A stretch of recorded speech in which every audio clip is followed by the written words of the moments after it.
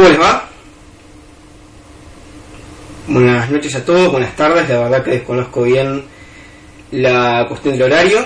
Aquí lo tengo a Jorge Gemeto, el coordinador, diciéndome que se escucha bien, así que estoy tranquilo.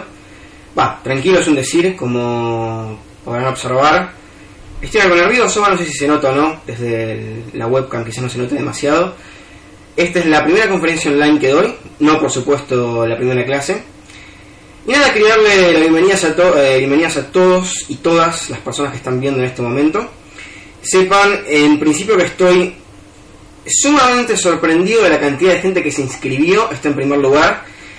Y en segundo lugar, de las respuestas que recibo también, porque básicamente estaba esperando que ante un curso abierto donde haya más de 200 personas, hubiera alguno que simplemente entrara para decir cosas como que soy un idiota, que todos somos una manga de idiotas, cosa que puede pasar porque vieron que hay gente que le gusta utilizar la web para insultar, algo que nunca supe bien qué gracia tenía. Más allá de eso, me presento ante todo para los que no me conocen, la mayoría de ustedes no lo hacen. Mi nombre es Hernán Shell, les estoy hablando desde acá, desde Buenos Aires, Argentina, a varios países del mundo. Eso también me llamó muchísimo la atención, que le está hablando ahora gente de Venezuela, de Brasil, de Chile, de Uruguay. Aquí estoy desde Buenos Aires y básicamente estoy acá para abrir un poco el curso. Estoy, como les dije anteriormente, bastante tenso. Uno cuando empieza un curso está bastante tenso, y más si está en un lugar físico diferente. En este caso no solamente un lugar físico diferente, sino también una modalidad diferente de dar clases. Pero bueno, quería presentarme nuevamente. Mi nombre es Hernán Shell y básicamente voy a abrir ahora el curso del cine del siglo XXI y comentarles un poco a ustedes, no solamente resumirles un poco lo que dije en el artículo de la semana pasada, sino también, hablar un poco de los comentarios que ustedes me hicieron. Hubo muchísimos muy interesantes.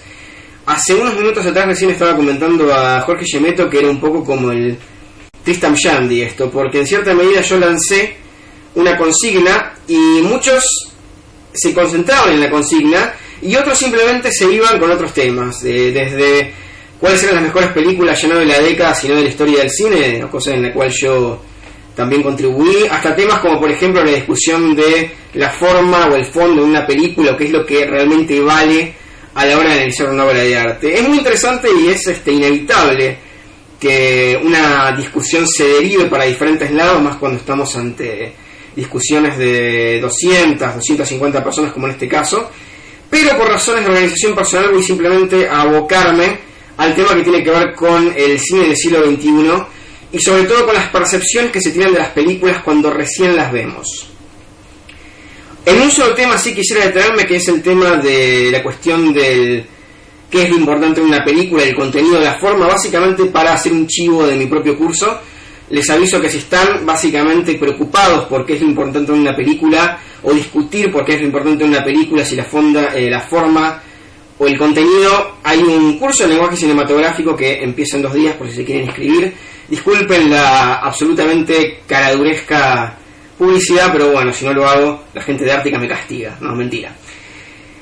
Vamos a hablar un poquito de la cuestión del siglo XXI y las preguntas que me hicieron. En principio hay una cuestión muy interesante que me preguntaron varios de ustedes, que es cómo saber cuando una película trasciende o no su tiempo. A ver, una de las cuestiones más interesantes que tiene el cine en particular y el arte en general es que esta es una pregunta imposible. Una persona llegó a preguntarme incluso cuál era el método para saber si una película era trascendente o no. En realidad no hay método. Las películas simplemente trascienden. De pronto nos encontramos con que pasaron 20 años y se recuerda tal o cual película, o se rescata tal o cual película, o nos damos cuenta que una película habló de temas que nadie se estaba dando cuenta en ese entonces. Un ejemplo claro, hay una película que se llama Playtime, de Jacques Tati.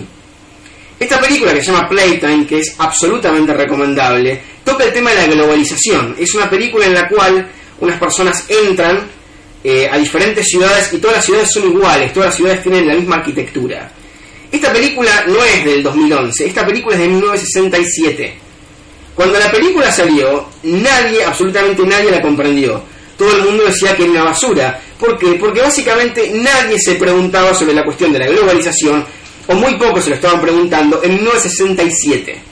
De que cuando salió la película fue absolutamente incomprendida, y después de unos años se empezó a ver que esa película estaba adelantada a su tiempo. Más que adelantada a su tiempo, me gusta decir que Playtime no se adelantó en ningún tiempo, sino que la humanidad estaba atrasada respecto a Playtime. O sea, estaba ya la globalización, estaba empezando a verse la intención globalizante del mundo, pero una persona lo supo ver mientras millones de personas no lo supieron ver en ese momento.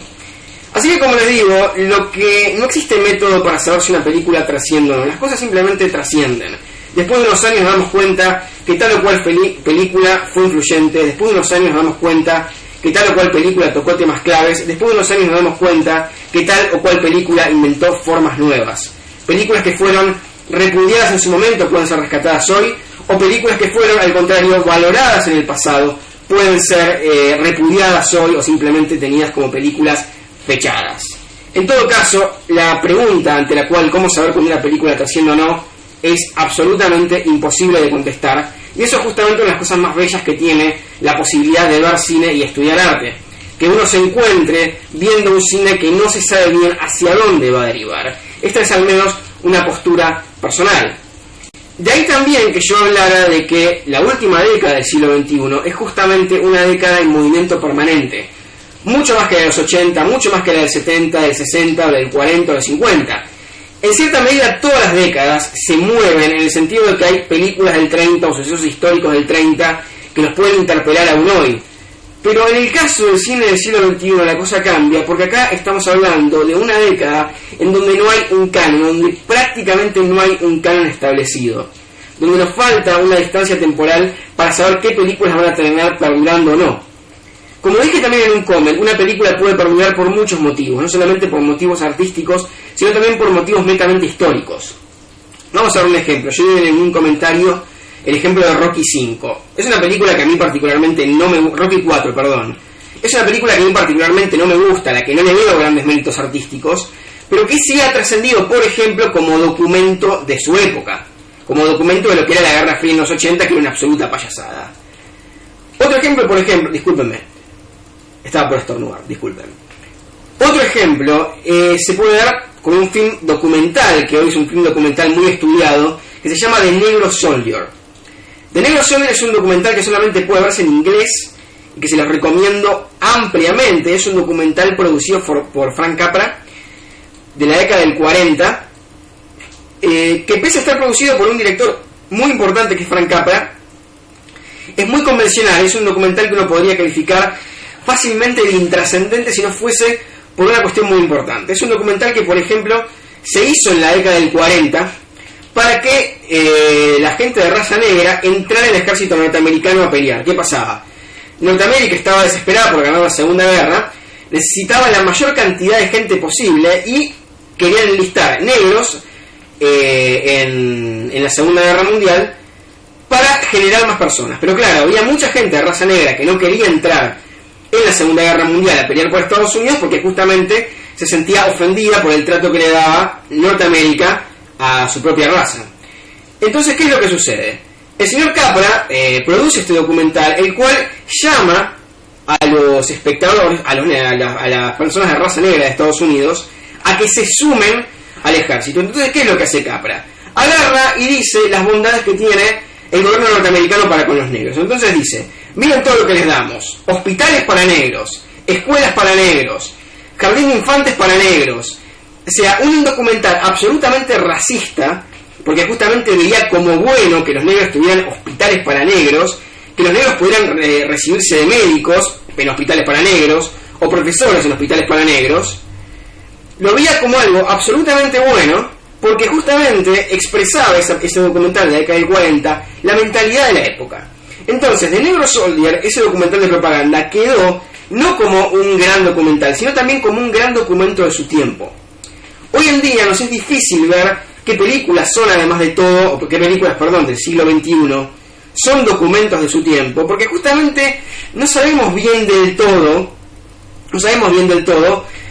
qué fue lo realmente relevante en el siglo XXI todavía. No sabemos bien, hay que dejar pasar un tiempito a veces para darse cuenta qué cosas realmente fueron importantes.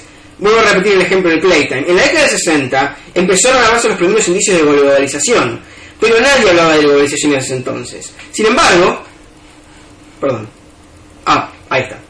Sin embargo, después de varios años atrás, vieron que la globalización ya había empezado en la década del 60.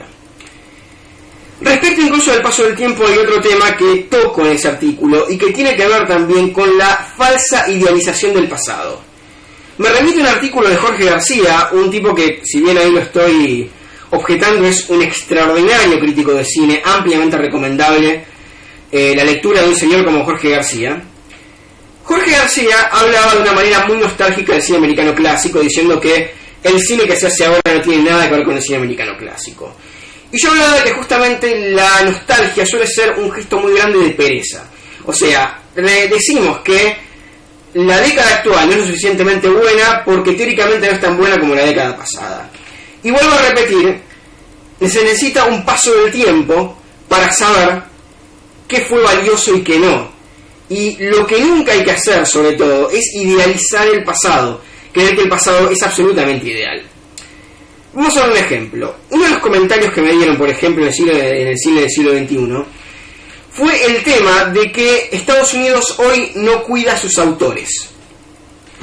Una persona me dijo eso. Una persona me dijo que hoy en día la industria norteamericana es tan absolutamente feroz en su capitalismo que no quiere que la gente piense y por ende no cuidan sus autores.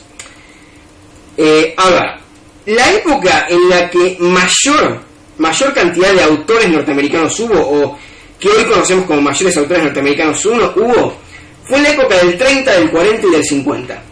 Esa fue la época en donde surgieron los primeros autores y eran mayormente norteamericanos.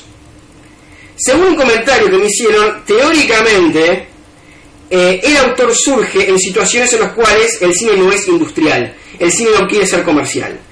Sin embargo, de la década del 30 al 60, el cine norteamericano no podía ser más industrial, no podía ser más comercial. El cine en esa época se movía de manera tal que el cineasta era un mero empleado dentro de una industria que repetía un modelo de producción muy similar al de las fábricas fordianas de ese tiempo. O sea, se fabricaban películas como si se fabricaran autos. Básicamente, durante el cine americano clásico había un departamento de preproducción, un departamento de filmación, un departamento de postproducción, un departamento de exhibición y distribución, y el director de esas películas rara vez firmaba los guiones, rara vez escribía los guiones, y normalmente hacía laburos por encargo. O sea, así se movían muchos directores de esa época en la industria de ese momento. Y en esa industria, sin embargo, lograron surgir un montón de autores y un montón de películas realmente relevantes. Con respecto a que la industria del cine no quiere que vos pienses, a ver, es prácticamente imposible hacer una película en la cual el espectador no piense. Esto al menos desde mi perspectiva. Toda película en cierta medida nos da algo, desde un punto de vista visual o desde un punto de vista de contenido. Siempre nos da algo para pensar, aunque sea absolutamente básica. Siempre nos da algo para pensar. Las industrias del cine en Hollywood nunca fueron industrias que trataran de ahogar demasiado al director. Incluso en la época del 30 al 60 no había un intento de ahogar demasiado al director. Se les daba muchas veces libertad para abordar diferentes temas. ¿Por qué? Porque la industria de Hollywood, incluso hoy, es una industria que necesita de un negocio particular. Entonces, vos al necesitar un negocio, vos al necesitar hacer un negocio, ¿qué tenés que hacer? Tenés que hacer variedad. ¿Y qué es lo que sucede con el espectador? El espectador muchas veces quiere evadirse, y a veces no quiere evadirse, a veces quiere pensar. Entonces vos necesitas sí o sí producir a veces obras que produzcan pensamiento, obras que hablen de la actualidad. De ahí que Hollywood puede permitirse, por ejemplo, películas que hablen del sueño americano, como por ejemplo Rocky, y 3 años después hacer una película como Toro Salvaje. No porque la industria de Hollywood quiera hacernos pensar, sino porque la industria de Hollywood, como cualquier industria, quiere darnos plata, al revés, quiere recibir dinero. Y a veces el público no quiere estar evadiéndose todo el tiempo, a veces el público quiere reflexionar. Esto, por supuesto, cuando vayamos a los comentarios, me lo pueden discutir cientos de miles de veces, es una opinión personal. Pero básicamente ustedes van a ver que si ven la evolución del cine de Hollywood en los últimos 80 años, van a ver que no hay épocas en las cuales quieren que el espectador sea un idiota que se la pase viendo cositas que nos evaden. Porque francamente el espectador de cine, como cualquier espectador, lo que quiere es entretenerse, y a veces un ejercicio intelectual también es una forma de entretenimiento. Pasa todo el tiempo eso, incluso hoy. Piensen, por ejemplo, que una película como Avatar de James Cameron, que no me gusta nada igualmente, es una película que reflexiona, por ejemplo, en clave de ciencia ficción, de la política norteamericana en Irak, o de la política norteamericana no solamente en Irak, sino en muchos otros países. Lo hace en clave de ciencia ficción, lo hace para mí de una manera muy banal, pero lo hace. ¿Por qué? Porque básicamente el espectador muchas veces quiere tener un espacio de reflexión. Piensen incluso en otras industrias de entretenimiento. Piensen, por ejemplo, en series como Los Simpsons, que es una serie absolutamente crítica con el consumo americano y con la forma de consumir americana. Ese tipo de series son series que tienen mucha aceptación en el público, y son series que reflexionan sobre el norteamericano medio. Voy a pasar ahora, antes de pasar a otros temas, algunas preguntas. Ricardo me pregunta si considera alguna película del principio del siglo XXI que ya se considera relevante.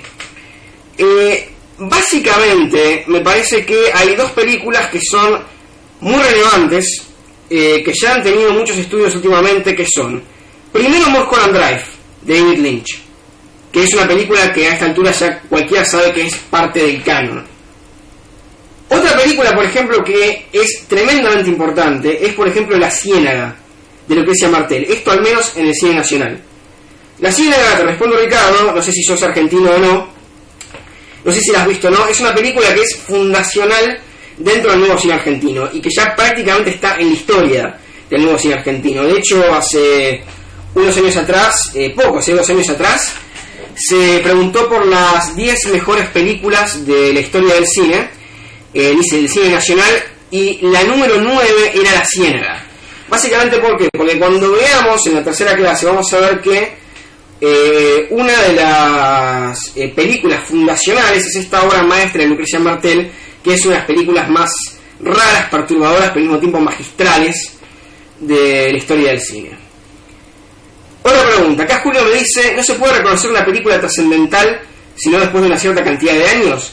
Nuevamente, es muy difícil hablar de trascendencia cuando el tiempo no ha pasado. O sea, es muy difícil saber si esta película va a ser discutida con el correr de los años cuando todavía no ha pasado el tiempo. Es lo que pasa, a ver, lo que pasa con Avatar. O sea, Avatar, no me acuerdo cuando salió la película, otro gran crítico de cine que se llama Leonardo Espósito, agarró, bueno, acá hay un comentario de Miguel Suárez. A ver, cuando salió Avatar, Leonardo Espósito, un crítico de cine, agarró y dijo que esta película iba a revolucionar el cine por el uso que había del 3D. El uso que había del 3D en Avatar es decididamente un uso creativo, pero nuevamente no sabemos hasta qué punto el uso del 3D se va a terminar instalando. En la década del 50, por ejemplo, se trató de instalar el 3D y no funcionó. O sea, en un momento la gente se cansó de usar los anteojitos, y hasta ahora, francamente, no hay demasiados indicios como para pensar que la gente se ha acostumbrado al 3D. Hay un montón de producciones, vamos a ver la semana que viene, que parte de la lógica del 3D tiene que ver lisa y llanamente con cobrar la entrada más cara y con poder recaudar. Vamos a ver incluso cómo el 3D cómo el 3D salvó al cine de la industria, lo cual habla de la posición bastante desesperante en la que está Hollywood ahora, pero no se sabe aún si se ha instalado o no. Luigi Martínez me pregunta, ¿Inglourious Basterds podría ser considerada? A mí Inglourious Basterds me parece una genialidad. Me parece que es una de las mayores reflexiones sobre, no tanto el nazismo, sino sobre la imagen que el nazismo tiene en nuestra cultura. Para mí es genial, y de hecho voy a tocar la cuestión de Inglourious Basterds en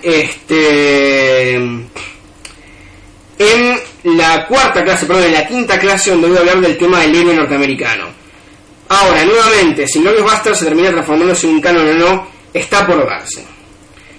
Miguel Suárez dice que los Simpsons son críticos. Los Simpsons quieren parecer críticos, pero son una forma más de imperialismo.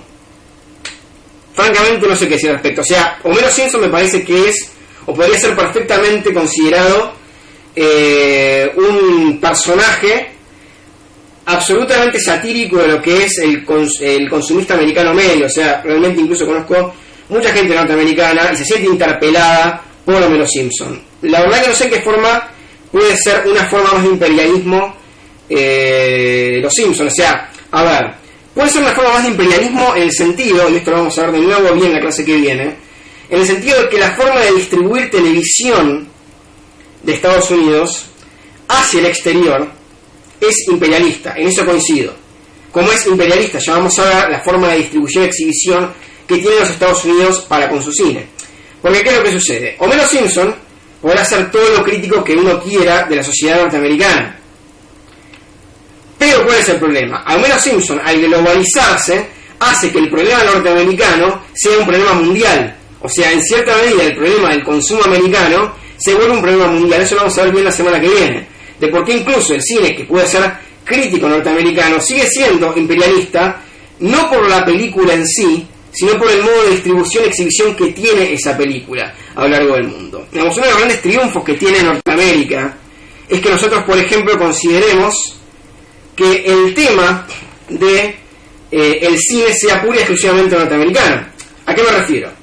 Si ustedes van a un videoclub, entran en un videoclub, bueno, ahora ya no están casi los videoclubs, pero ustedes cuando entraban en un Blockbuster, en una semana, hace unos años atrás, veían, por ejemplo, que había lugares donde hablaban de drama, comedia, románticas, y eran todas películas norteamericanas. Y cuando tenían que poner alguna película europea, ponían la sección Europa, ponían la sección nacional incluso, ponían la sección cine-arte. Pero cuando uno habla de cine, uno habla básicamente de cine norteamericano. Eso sí es una cuestión imperialista. Ahora, frente a lo que dice Miguel Suárez, Los Simpsons yo no creo que sea una forma más de imperialismo. La forma en la que se distribuye Los Simpsons mundialmente es imperialista. Pero Los Simpsons en sí es una serie crítica de Norteamérica, como lo es, por ejemplo, y de una manera aún más violenta, South Park. Si ustedes ven, por ejemplo, South Park, la película de South Park, tiene una canción que, por ejemplo, habla de norteamericanos como un pueblo netamente racista y como un pueblo horrible. Y es una película norteamericana. La cuestión de la exhibición y la distribución sí es imperialista, pero la película en sí o la obra en sí no necesariamente tiene que ser imperialistas. A mí por lo menos no me parece que Los Simpsons sea necesariamente imperialista. Creo que tiene una autocrítica bastante fuerte. Igualmente Miguel Suárez, por supuesto, podrá discutirme esto, tanto sea acá en este momento o en un foro. Tiene toda la libertad. Además veo que Miguel Suárez tiene posiciones políticas muy tomadas y muy interesantes por otro lado. De hecho voy a tomar, si me permite él, algunos fragmentos de sus comentarios para instalarlos en mi propio artículo de la semana que viene. Otra pregunta. Misoiso, perdón por la pronunciación en portugués, si me disculpa. Pregunta. Yo le pregunto a Hernán por el tema de la autoría. ¿No es rebajar la figura del artista? Es decir, si ya no hace falta el creador, ¿no retrocedemos a una estructura medieval de creación? Muy interesante pregunta. A ver, la cuestión del autor es una cuestión netamente, si ustedes lo piensan, netamente occidental, mucho más occidental que oriental incluso. Hay una anécdota de Bertolucci en la cual Bertolucci decía que iba a Oriente y estaba todo el tiempo preguntando por quién escribió tal obra o quién hizo tal cosa. Y los orientales lo miraban como diciendo a quién le importa, o sea, les importaba más la obra que el autor en sí. Creo que la cuestión del autorismo, esto se lo digo en serio, es más una cuestión occidental que oriental. La cuestión de la figura del autor, al día de hoy pasa lo siguiente. Esto también se lo comentaba Gemetto unos minutos antes. El autor de cine hoy no es lo mismo que el autor de cine de la década del 30, 40 o 50. ¿Por qué? Porque autores de la década del 30, 40 o 50 eran autores que no eran conscientes de su propia autoría. O sea, Hitchcock, Hawks, Ford, Lang, Renoir, por irnos a Europa, Bresson ya capaz un poco más así, pero eso es otro tema. Renoir, Melville no eran conscientes de su propia autoría. Ellos hacían películas. Y con el correr de los años lo que sucedía es que se analizaban todas las obras en su conjunto y se daban cuenta que había ciertas constantes estilísticas y temáticas. Después de la década del 60, ¿qué es lo que sucedió? Empezó a hablarse mucho de la teoría del autor y de la figura del autor y la importancia de que un director de cine tenga un universo. A partir del prestigio que da el tema del autorismo, muchos directores empezaron a repetirse o a estar desesperados por conservar su propio universo. Por ejemplo, Hitchcock. A ver, vamos a comparar. Hitchcock era un autor.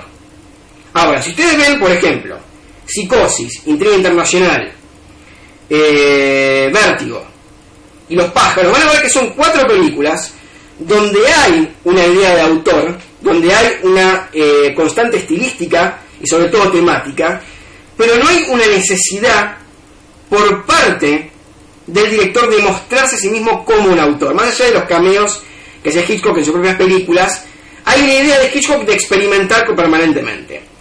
¿Qué es lo que sucede hoy, por ejemplo, con directores como Wes Anderson, como Quentin Tarantino, como Paul Thomas Anderson, como Wong Kar-wai, más allá de que ellos me gusten más o menos, o como Park Chan-wook? Hay una necesidad en ellos de mostrar que son autores. Por ejemplo, The Darjeeling Limit de Wes Anderson, la 4ª película de Wes Anderson, empieza, por ejemplo, con un cameo de Bill Murray. Un cameo es una aparición fugaz de un actor. Este cameo habla de un Wes Anderson que es absolutamente consciente de su propio autorismo.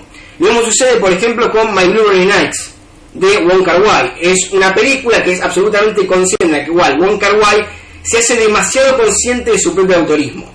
Esto no pasaba en la época del 30, 40 o 50, ¿por qué? Porque el director no sabía que era un autor. Sin embargo, ahora hay demasiada quizás conciencia de que el tipo que está haciendo la película es un autor, y a partir de ahí quizás lo que está sucediendo es que hay muchos autores que se están repitiendo. O sea, si los directores autores de la década del 30, 40 o 50 estaban siempre experimentando, lo que me parece que está sucediendo hoy, que este es un tema que también pueden debatirlo perfectamente en los foros, es que hay demasiada repetición. O sea, hay un miedo a experimentar para conservar el universo y el estatuto del universo.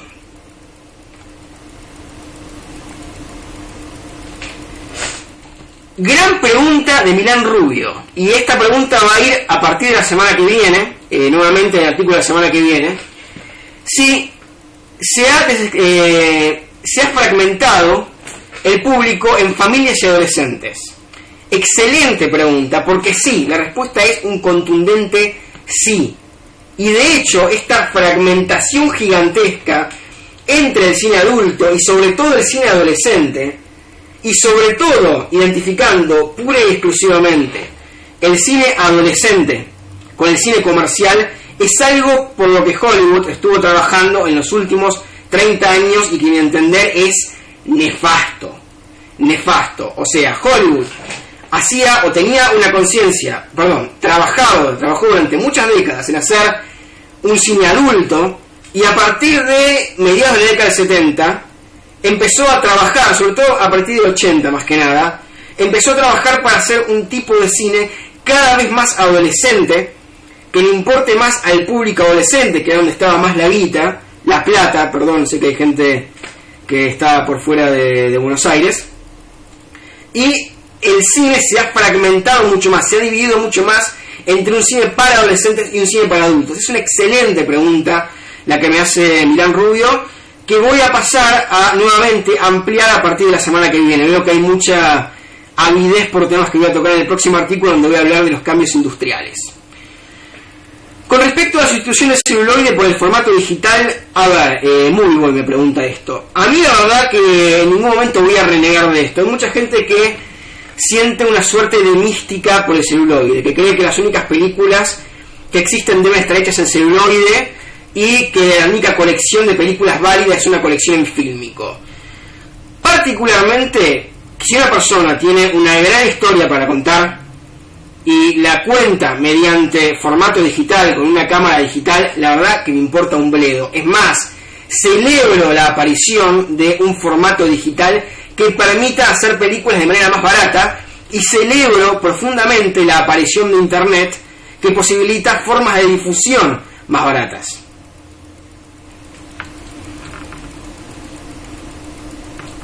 Me pregunta además Colectivo Crea: ¿debemos considerar como un hito del cine, como un clásico, a las películas con gran número de espectadores, o debemos considerar su contenido antes que la aceptación por parte de los espectadores? En realidad, que una película sea una película hiper recontra taquillera francamente no me parece que eso le haga un clásico de ningún punto de vista. Hay muchas películas que fueron exitazos en su momento, que hoy las llegás a ver y te querés cortar las venas. Películas que son insoportables. A mí el éxito de la película no implica necesariamente que una película sea clásica, desde ningún punto de vista. Yo creo, es más, que si Avatar, perdón que hable en esos términos, pero si Avatar no llega a tener influencia en el 3D, esa película va a quedar en el total olvido. Me parece una película totalmente intrascendente. Pero hay incluso ejemplos de un montón de bandas de la década del 60, ejemplos de un montón de películas de la década del 60 o 70, que fueron exitazos enormes y sin embargo fueron notorios fracasos. Y sin embargo, con el correr de los años quedaron absolutamente fechadas. Qué sé yo, una película como, yo estoy seguro que a mí no le va a gustar, pero para mí es abominable. Una película como Gente como Uno de Robert Redford tuvo muchísima más gente en su momento, muchísimo más público en su momento que Toro Salvaje de Scorsese. Y además está a decir que la película fue más trascendente. O sea, para mí el número de gente no significa absolutamente nada. No creo que un número de espectadores determine desde ningún punto de vista la trascendencia de una película. Puedes tener millones de espectadores y ser un desastre. Más teniendo en cuenta que muchos éxitos comerciales, especialmente ahora, se dan mucho por estrategias de marketing, por una agresiva campaña de marketing. Pero esto nuevamente, y no lo estoy diciendo para patearlo porque realmente es así, se va a ver la semana que viene cuando veamos la tarea de concentración de Hollywood y el interés en invertir muchísimo en marketing, cosa de atraer la mayor cantidad de gente en las primeras semanas de público. Acá me preguntan también por qué el cine para cinéfilo y el cine comercial son diferentes. Mirá, Alba Crespo me pregunta esto. No necesariamente. Hitchcock es uno de los directores más comerciales de la historia y es un director eminentemente cinéfilo. Vos quizás estás hablando de más que el cine para cinéfilo, de lo que se llama normalmente el cine arte o el cine minoritario, una categoría con la cual yo no estoy para nada de acuerdo. Ahora, hay cineastas que son absolutamente comerciales y que son absolutamente adorados por la cinefilia. Hoy día, por ejemplo, un tipo como Steven Spielberg, con el que yo tengo igualmente una relación de amor-odio, lo pienso como un director medio irregular, tiene, no obstante, un gran amor por parte de la cinefilia, así que no necesariamente el cine comercial y el cine cinéfilo son diferentes. Me pregunta Marcelo por qué nombramos siempre a Lucrecia Martel y a la vez a Lisandro Alonso. Creo que los dos, y se pregunta también si Lisandro Alonso tiene más un sello de autor que Lucrecia Martel. No coincido necesariamente, me parece que tanto Alonso como a Martel tienen un universo muy marcado. Quizás el tema con Alonso es que es incluso más marcado que en Martel. Tenemos que pensar que hay una película de él que se llama Fantasma, que está constantemente aludiendo a películas anteriores que hizo Alonso, a las dos películas anteriores que hizo Alonso, que fueron La Libertad y Los Muertos, pero no necesariamente me parece que Lisandro Alonso sea más autorista que Martel. ¿Por qué yo particularmente lo nombro más? Básicamente porque me gusta más Martel que Alonso. Alonso me parece que tiene algunas limitaciones como cineasta. A veces pienso igual que Alonso es un director en el que no termino de entrar demasiado. Básicamente se nombra también más a Martel que a Alonso porque Martel tiene más prestigio internacional que Alonso. No mucho más, pero lo tiene, entonces se lo nombra más, es un poco más accesible que Alonso. Martel es una directora muy hermética, pero Alonso es aún más hermético que Martel, entonces normalmente se lo nombra más. Como relevancia histórica, incluso te diría que La Ciénaga, en términos de relevancia histórica, de lo que significó una película que se haya instalado, Argentina que se haya instalado en el mercado internacional, es más relevante desde el punto de vista histórico. Ahora, ¿por qué se la nombra más? En mi caso es por una cuestión de gusto. En otros casos de otros críticos, ellos sabrán. Otra pregunta más.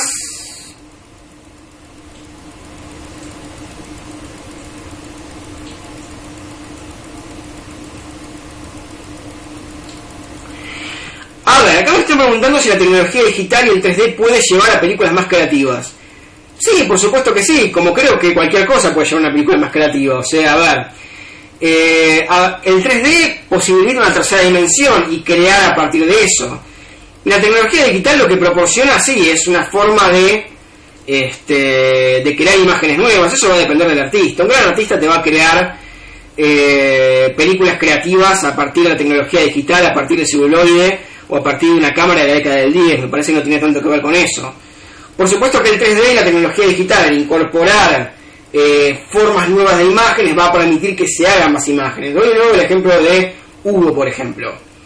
Hugo es una película que me parece que agarró el 3D y realmente supo cómo crear a partir del 3D, cómo crear de una manera interesante el 3D, o sea, se valió esta técnica nueva para hacer un 3D nuevo. Así que en cierta medida sí, creo que si se instala el 3D, puede llegar a dar experimentaciones interesantes. Incluso vos fijate, Sus Chef, lamento que no pueda dar bien tu apellido, no sé si es un seudónimo, que el tema del 3D incluso se está empezando a utilizar en directores de Europa, o sea, empieza a ser accesible no solamente para las grandes producciones, sino para producciones medias, como por ejemplo Pina de Wim Wenders o La Cueva de los Sueños Olvidados de Werner Herzog. Así que puede ser que el 3D termine dando más de una sorpresa.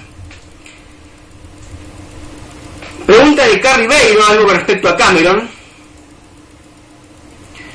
Con respecto a Titanic, mira, Carrie Beiro ya ha sido bastante validada por la crítica, o sea, ahora se reestrenó de nuevo en 3D y es una película que evidentemente ha tenido un valor cada vez mayor en la crítica. A mí es una película que me cae simpática, debo admitir, hace añares que no la veo, pero en su momento lloré como todo el mundo. Tengo que tener en cuenta que la vi igualmente cuando tenía 19 años, así que es muy difícil de determinar si la película me gusta o no.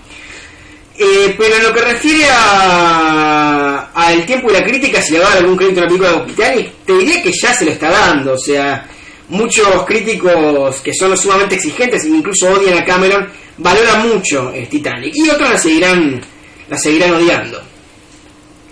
A ver si hay alguna otra pregunta. Alguien está escribiendo.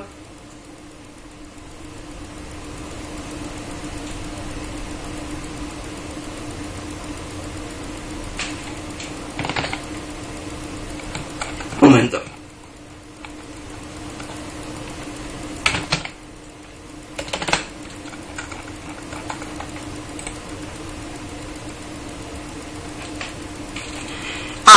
Con respecto a Julio, me está preguntando si en algún momento voy a tratar el tema de la cuota de pantalla. Ese tema es importantísimo, porque justamente el tema de la cuota de pantalla es uno de los temas por los cuales Hollywood ha logrado imponerse en el mundo, o sea, salvo en algunos países como la India o Corea del Sur, donde no pudo imponerse. En un caso cultural por Corea del Sur, en otro caso por razones eminentemente una cuestión cultural en la India y una cuestión de extraordinarias políticas proteccionistas con respecto al propio cine en Corea del Sur, no pudo instalarse. Sino el tema de la cuota de pantalla sí es importantísimo para entender por qué también Norteamérica se ha impuesto en términos mundiales. A ver, una persona me pregunta si me gusta Hugo. Hugo me parece extraordinario, me parece una de las grandes obras maestras que nos dio este año, mejor dicho el año pasado. Y con respecto a seguir un poquito con el tema que había presidido anteriormente, me había por supuesto referido a la cuestión de la cuestión de la nostalgia como refugio de la pereza a la hora de hacer a la hora de valorar el cine actual, o sea, destrozar el cine actual a partir de las supuestas mejores películas que se hacían en la época del 50 o 40. Me había olvidado decirles, por ejemplo, otra cosa que no nombré en el artículo que era interesante, que muchas épocas que en un momento se consideraban muy relevantes, o sea, épocas que hoy se consideran muy relevantes para el cine, fueron fustigadas en su momento. Hay un crítico muy importante que se llama James Agee, históricamente muy importante, la década del 50, que hablaba del 50 como la peor década de la historia del cine americano, cuando en realidad es considerada una de las mejores, si no la mejor de toda la historia. Con respecto al cine norteamericano, al cine en general y en relación con el mundo, yo les había dicho en el artículo que el cine no viene solo, y les había también dicho en ese artículo que hay dos cuestiones que me llaman muchísimo la atención y que tienen que ver con el reflejo o no reflejo que está teniendo hoy en el cine o en la cultura actual. Una es la cuestión de los extranjeros, la política para con el extranjero en Europa y las leyes más agresivas para con el inmigrante en países como Francia o Italia. les había dicho que hay una gran cantidad de películas europeas, muchas de ellas no son gran cosa, pero una gran cantidad de películas europeas que están tocando este tema. Sobre todo rescato una película que se llama Terra Firma de Manuel Crialese, que la recomiendo ampliamente, y la de un director que se llama Fatih Akin, que a mí no me gusta nada, pero sí tiene una gran película sobre la inmigración que se llama In July, en julio, que es una gran película. Si pueden verla, veanla. Y también hablaba justamente de lo que fue el cine americano y la caída de las Torres Gemelas, y además de todo lo que tiene que ver con la guerra de Irak. Es una de las guerras más vergonzosas de la historia de Norteamérica, dentro de las tantas guerras vergonzosas que lamentablemente están o se han producido por ese país. Y también, por supuesto, cuestiones como, por ejemplo, la cárcel de Guantánamo, que es otro hito bastante importante. Y hablaba justamente de muchas películas que no están reflejando esto directamente, pero que puede ser que lo están reflejando de manera más lateral. Por ejemplo, muchos me están mencionando, o sea, muchos comentarios también sienten curiosidad, como siento yo, por el famoso género de pornotortura, que se está dando mucho ahora, con películas como la saga del Juego del Miedo, con películas como la saga de Hostel, en la cual se remarca mucho la idea de la tortura. Como dije en ese artículo, tengo mis dudas de si eso refleja o no un aspecto de la sociedad. En vez de eso, en la última clase hablo básicamente de todo lo que tiene que ver con la forma que tiene hoy Hollywood de representar la violencia a partir de la figura del héroe. Me está preguntando acá Carlos Melgar, que no entendió lo que es la cuota de pantalla. La cuota de pantalla la voy a explicar bien la semana que viene, pero te lo explico ahora bien. La cuota de pantalla es, por decirlo de manera muy brusca, muy simplificadora, la cantidad de copias que debería tener. O sea, vos estás en un cine multicine. Ese cine debería tener, en algunos países y en otros no, una cantidad X de películas nacionales, por ejemplo. Eso es la cuota de pantalla, la cantidad de tiempo que tiene que estar en una pantalla una película, la cantidad de tiempo y la cantidad de pantallas que tiene que ocupar. Con eso se han hecho miles y miles de chanchullos, porque ¿qué pasa? Muchas películas necesitan de pronto el boca a boca. O sea, hay películas que para poder encontrar su público tienen que estar un tiempo importante en una pantalla de cine para poder encontrar su público.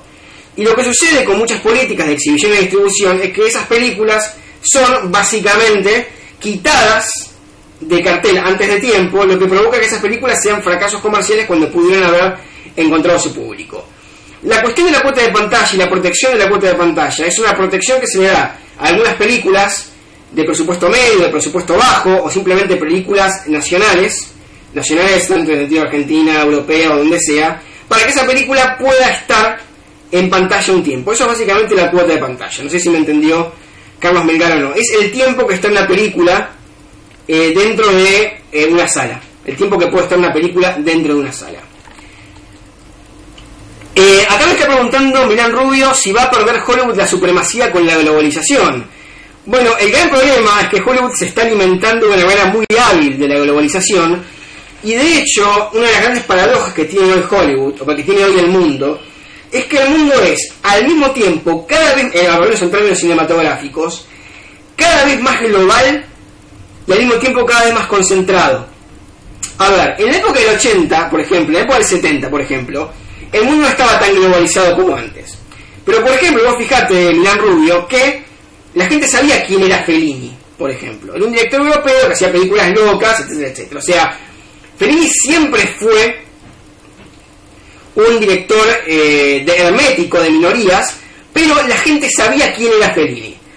Acá, por ejemplo, Marcelo Urtiera me habla de Béla Tarr. Dice que Béla Tarr es uno de los grandes cineastas del siglo XXI. Coincido absolutamente. Béla Tarr me parece un cineasta extraordinario. Pero vos fíjate una cosa, Marcelo. A Béla Tarr, vos vas a la calle y preguntás a la gente Béla Tarr y te preguntan quién es un jugador de fútbol. O sea, no saben quién es Béla Tarr. Digamos, el espectador medio. En la época del 70, la gente sabía quién era Fellini. Pero hoy, por ejemplo, la gente no sabe quién es Béla Tarr. Es un cineasta que ha quedado relegado al ámbito de al ámbito de una minoría cinéfila. Esto no pasaba en la década del 70. O sea, en la década del 70 el mundo era menos global había menos contacto con, o mejor dicho, era más difícil el contacto con otro tipo de cinematografías europeas, y sin embargo, por un tema de exhibición y distribución, hoy en día el mundo es cada vez más global y sin embargo el cine popular está cada vez más concentrado en Hollywood y sobre todo en ciertas películas de Hollywood. Acá me están preguntando también, y acá me enseñaron también que eso es el tema de la semana que viene, pero acá me preguntan si los modos de distribución y consumo de películas incluyen la construcción de la crítica de cine. Sí y no. A ver, vos un gusto de un crítico, si el crítico es honesto, no se lo puedes construir. Pero sí puedes crear películas que de tanta marketing que tienen atrás generen eventos. ¿Entendés lo que estoy diciendo? A ver, películas que por ser tan agresivas en su publicidad terminan estando en boca de todos y hacen que el crítico hable más de esa película que de otras. En ese sentido puede condicionar la crítica, puede condicionar a que hable más de esa película antes que de otras europeas por toda la publicidad que tiene atrás. Ahí sí se puede dar un tipo de condicionamiento. No así un condicionamiento en el tema del gusto. El gusto del crítico es el gusto del crítico. Pero para darte un ejemplo sencillo, cuando se estrenó por ejemplo El Código Da Vinci, que es una película mediocre por donde se la vea, todo el mundo estaba hablando del Código Da Vinci, incluso para insultarla, para putearla. Eso es una forma en la cual la distribución y el consumo de películas influyen en la crítica. Y con respecto a las críticas que se expresan en la web, particularmente creo que la web, particularmente me parece que la web es algo muy interesante en tanto a un montón de contenidos, en la cual abre un montón de cosas, pero también ha generado que haya mucho crítico chanta dando vuelta sin saber absolutamente nada y firmando cualquier cosa. Es lo que pasa básicamente con el cine, con lo que pasa en internet en general.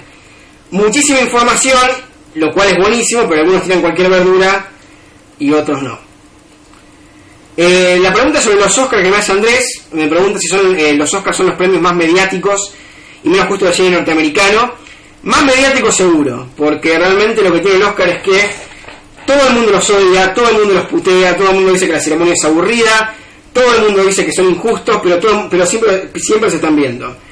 Siempre se están viendo, siempre se están comentando. Vos fíjate incluso que hay, si, qué sé yo, una película gana el Oscar, inmediatamente el crítico agarra y siente la necesidad de reseñarla. No necesariamente pasa lo mismo con una película que gana en el Festival de Cannes, o Venecia, o Berlín. Ahora, gana el Oscar e inmediatamente tenés que reseñarla. En ese sentido, si son recontra mediáticos. Menos Justo es el único premio que conozco, y me parece, en términos de lo que premio, me parece en general bastante mediocre. La verdad que no sé decirte si son los más o menos justos, porque no conozco otros premios a cine. Me pregunta acá Ribeiro si creo que hay mucha nostalgia pereza dentro de la crítica argentina. Particularmente acá Ribeiro no lo creo así, sencillamente porque acá en Argentina tenemos una política de restauración tan horrible que hace que muchas películas de la década del 40 o 30 estén perdidas y muchos críticos no sepan de su existencia o no quieran verlas porque básicamente las copias son espantosas. No obstante, no creo que haya especialmente una nostalgia a las películas de la década del 30 o 40 en la crítica argentina, y muchísimo menos a las películas de la década del 70 o 80 que eran básicamente espantosas. O sea, nadie discute, creo que muy pocos críticos te discutirían que hoy estamos pasando por un momento mucho más interesante del cine, te gusten más o menos las películas que lo que pasaba hace 30 años. Y acá me pregunta Muy Boy si creo que la tecnología y la revolución del 3D puede incidir en los temas de las películas y se tornan excesivamente comerciales y dejen de lado el espíritu crítico y los temas trascendentes. A ver, no creo que una técnica y una revolución del 3D, si es que esa revolución existe, deba necesariamente o lleve necesariamente a que las películas se vuelvan más intrascendentes.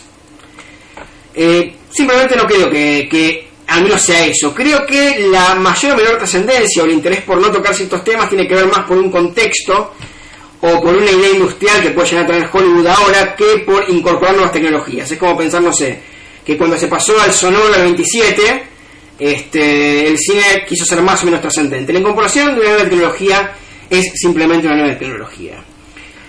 Última pregunta que voy a contestar antes de abandonar la conferencia. Acá me preguntan, Carlos Mengar me pregunta si existe algún país que tenga tantas remakes o adaptaciones de películas como Estados Unidos. En realidad sí, la India, básicamente. La India se la pasa haciendo remakes.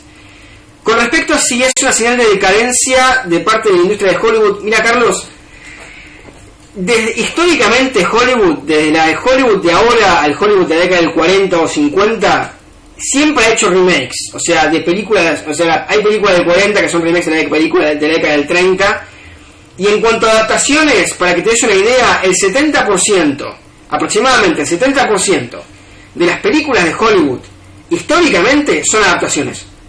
Muchísimas son adaptaciones, lo que el viento se llevó era una adaptación. Muchas películas de Hitchcock eran adaptaciones muy libres, pero adaptaciones al fin. No creo que adaptar sea necesariamente algo malo. Volvemos al artículo que había puesto antes. Yo había dicho que la originalidad, entendiendo originalidad como hacer algo completamente nuevo, está sobrevalorada. Una persona puede hacer algo perfectamente creativo o perfectamente interesante adaptando otra cosa, sea esto una novela, sea esto un cuento, o sea esto incluso otra película anteriormente. No creo necesariamente que una remake o una adaptación, hacer una remake o una adaptación tenga que ver con falta de imaginación. Puede ser falta de imaginación si esa remake o esa adaptación es básicamente mala, pero una remake y una adaptación en sí no me parece que sea un signo de decadencia. Así que bueno, básicamente cualquier pregunta que ustedes tengan he tratado de responder. A ver, esperen que aquí capaz responde una más. Acá me están diciendo Ártica si hay alguna película que les conviene ver la semana que viene. En realidad la semana que viene, el artículo de la semana que viene se basa lisa y llanamente en cuestiones de exhibición y distribución y en la relación que tiene Hollywood con la distribución en Estados Unidos. La relación que tiene Hollywood con la distribución a nivel mundial y la forma en la que incide el visionado de las películas a nivel mundial por la industria de Hollywood. O sea, no hay que ver necesariamente ninguna película.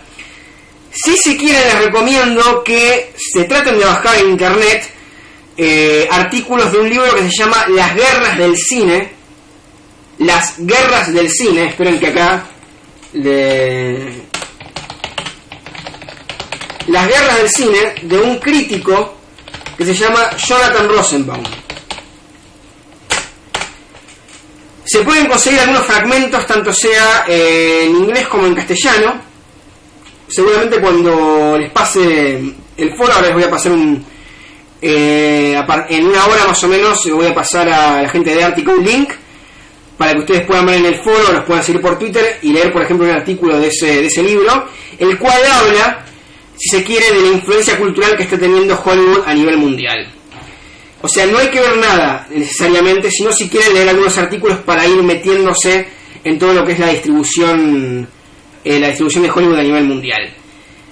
Si quieren, ya que el tercer artículo va a hablar de un director en particular, les recomendaría que se bajen películas de un señor llamado Lee Chang-dong. Las películas en cuestión son Peppermint Candy, Oasis, que es una de las películas más demoledoras de la historia del cine, Secret Sunshine, se lo pongo en inglés porque básicamente no hay traducción al castellano, ya no están traducidas acá, y otra más que se llama Poetry. Si pueden, bájense estas películas para ir actualizándose en este director, que sí va a ser va a ser esencial para que entiendan o puedan meterse bien en la tercera clase. Y una última pregunta que me está preguntando Muy Boy, ¿qué sitios web recomiendas para ver críticas de cine? A ver, hay varias. Una, por ejemplo, si sabes leer inglés, sensesofcinema.com. Después les pasan el link. Otra es ojosabiertos.wordpress.com.